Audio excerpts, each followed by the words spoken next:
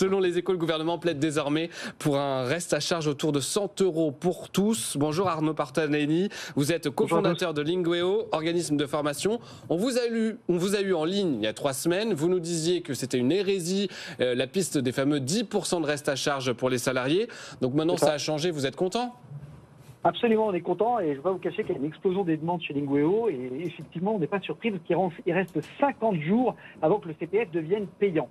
On est content parce que un pourcentage aurait été dramatique pour l'offre. Le catalogue de formation, si vous voulez, aurait vraiment dégradé en qualité.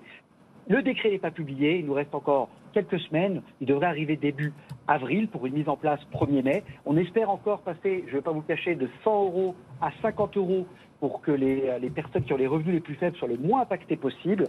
Car en fait, ce qu'il faut comprendre, c'est que les économies ne se font pas sur cet argent-là que les Français vont consommer, mais en fait sur l'abandon des formations dites récréatives. Oui, un dernier point.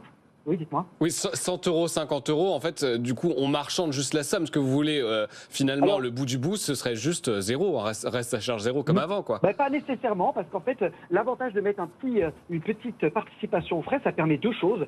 Un, le titulaire va enfin se demander ce qu'il achète.